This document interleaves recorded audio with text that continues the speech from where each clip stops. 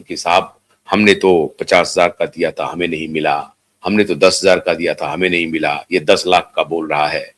ये सब बयानबाजी चलती रहेगी। सच्चाई मित्रों ये है कि निवेशकों को पैसे लौटाए जा रहे हैं, चाहे जैसे भी हो। जो पैसे सहारा से भी अकाउंट में डिपॉजिट है, उससे पैसे निकाल के या किसी अन्य तरीके से, वही एक तरीका होगा। सरकार अपने खजाने से तो पैसा देगी नहीं। सहारा सेवी के अकाउंट में जो पैसे हैं, उससे अभी 5,000 करोड़ रुपए का पहले वितरण हुआ और फिर 5,000 करोड़ रुपए की डिमांड हो गई है। तो 10,000 करोड़ के वितरण का तो सीधा सीधा सरकार ने जिम्मेदारी ले ली। 10,000 करोड़, 10,000 करोड़ छोटा अमाउंट नहीं है। अब आप कहेंगे कि 1,38,000 करोड़, तो 1,18,000 करोड़ का तो बकाया है। बिल्कुल बकाया होगा, इसमें कोई शक नहीं है। लेकिन एक तरफ वो सरकार थी जो बस बंद किए जा रही थी, मालिक को उठा करके जेल में बंद कर दो, कंपनी बंद कर दो, ये बंद कर दो, वो बंद कर दो, निवेशक का लेकिन कुछ नहीं करो। एक तरफ कम से कम ये सरकार है जो एक्शन भी कर रही है, लगातार इन्फोर्समेंट डायरेक्टरेट की छापेमारी हो रही है। अभी 1-2 दिन पहले फिर दोबारा लखनऊ के सहारा शहर में, कपूरथला हाउस में, जो उनका हेडक्वार्टर है सहारा का, सब जगह छापेमारी हुई। और इस बार उनको उन कागजातों को खंगालना था जो कागजात जमीन से जुड़े हुए हो, प्रॉपर्टी से जुड़ा हुआ हो, कि कहां कहां सहारा की प्रॉपर्टी है और कौन कौन सी प्रॉपर्टी अभी बची हुई है, किस किस प्रॉपर्टी को सहारा ने बेच दिया है, अगर बेचा है तो किसने बेचा है, कौन है उसका सिग्नेटरी, कौन है मालिक। इससे पता चलेगा कि जमीन का मालिकाना हक किसके पास था। क्या किसी इंडिविजुअल के नाम से जमीन है, किसी ट्रस्ट के नाम से जमीन है, किसी कंपनी के नाम से जमीन है, या किसी सोसाइटी के नाम से जमीन है, किस नाम से जमीन है, इसकी तहकीकात इन्फोर्समेंट डायरेक्टरेट कर रही है, इसके लिए छापेमारी कर रही है। इसके अलावा अभी कई ऐसे बड़े लोग हैं सहारा के, जिसमें ओपी श्रीवास्तव हैं, अनिल अब्राहम हैं, और भी कई लोग हैं जो जेल में हैं, जिन्हें बेल नहीं मिल रहा है। पूरी तरह से अपने तरफ से वो कोशिश कर रहे हैं कि उनको बेल मिल जाए, बेल नहीं मिल रहा है। अनिल अब्राहम को भी बेल नहीं मिला और ओपी श्रीवास्तव को भी बेल नहीं मिला, और ये सभी बड़े अधिकारी हैं सहारा के, उन्हें बेल नहीं मिल रहा है। इसका मतलब है कि अदालत भी ये मान रही है कि प्रथम दृष्टया बेल का केस ये नहीं है, मतलब फौरन से पेशतर इन्हें बेल दे दिया जाए, ऐसा नहीं है। जबकि कानून के निगाह में बेल इज ए रूल और जेल इज एक्सेप्शन कहा जाता है। बेल एक रूल है, बेल आपका अधिकार है, और जेल एक्सेप्शन है। जब आपके ऊपर मान लिया जाए कि आप अपराधी हैं, तो आप समझिए कि जेल है।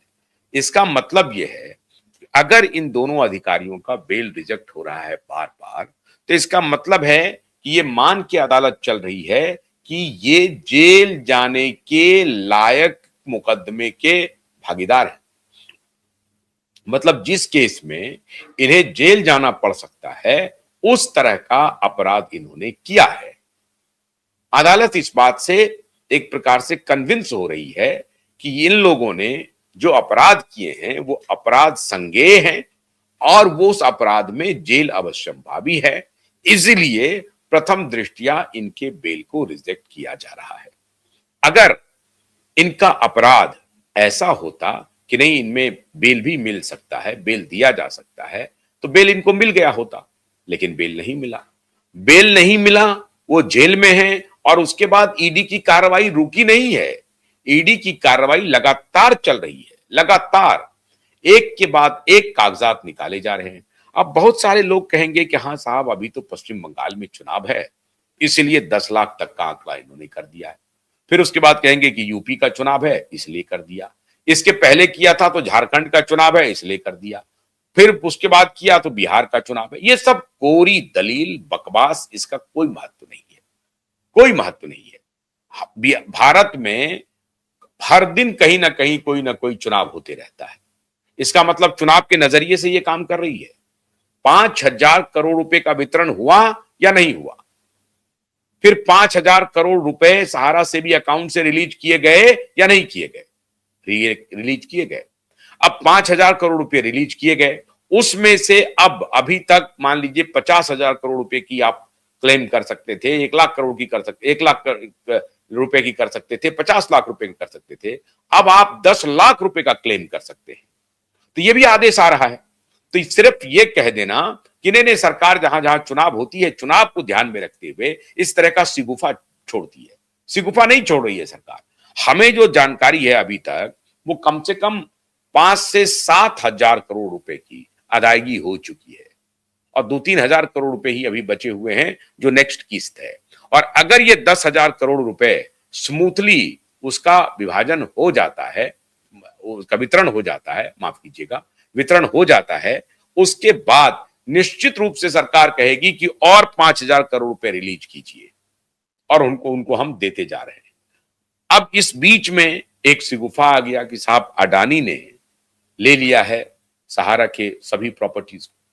अभी अभी मित्रों हमें जानकारी मिली, अभी अभी की मैं बात बता रहा हूं, कि जो जेपी ग्रुप है, जिनका जिनका प्रॉपर्टी बहुत फंसा हुआ है, उनके पास भी प्रॉपर्टी का बैंक है, लैंड बैंक है, उसमें सुनने में आया है कि अडानी ने एक साथ जेपी के 5 बड़े होटल को अक्वायर कर लिया है। 5 बड़े होटल। अब आप सोचिए, दिल्ली का बसंत कॉन्टिनेंटल जो साउथ दिल्ली में जवाहरलाल नेहरू विश्वविद्यालय के बगल में है और बसंत विहार में है, वो वन ऑफ दी एक सिग्नेचर होटल हुआ करता है। वो जेपी का ही होटल है, जेपी ग्रुप का ही है बसंत कॉन्टिनेंटल। वो बसंत कॉन्टिनेंटल उधर राजेंद्रा पैलेस में है, इधर ग्रेटर नोएडा में है जेपी ग्रीन्स के नाम से, फिर जेपी स्पोर्ट्स है, फिर आगरा में है, और इधर फिर उत्तराखंड में है कहीं पर प्रॉपर्टी। ये 5 बड़े होटल को, जेपी के होटल्स थे, सबको अडानी ने टेक ओवर कर लिया है। तो अडानी वहां जा रहा है जहां की टाइटल बिल्कुल क्लियर हो, स्पष्ट हो कि भाई ये प्रॉपर्टी फलाने ग्रुप के नाम से या फलाने व्यक्ति के नाम से आ रहा है और हम उस ग्रुप या व्यक्ति से निगोशिएशन करते हैं और हम उस प्रॉपर्टी को अपने नाम करते हैं।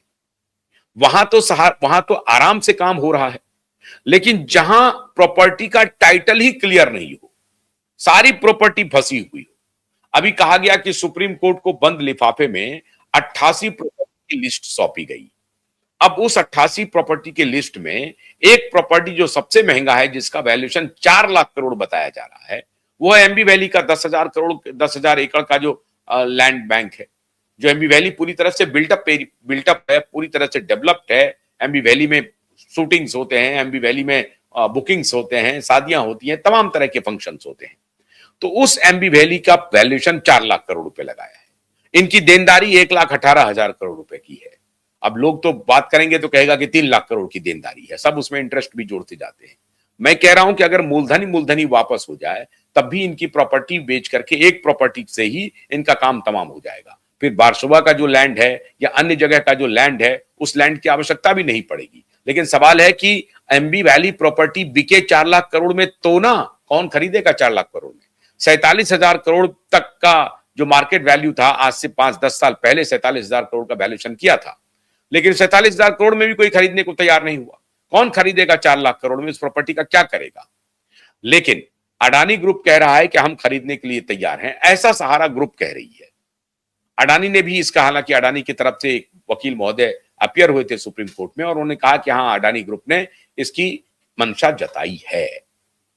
अब अडानी ग्रुप खरीदने के लिए तैयार भी हो गया हो। इधर से सहारा पोर्टल से जो पैसे जा रहे हैं वो जा रहे हैं।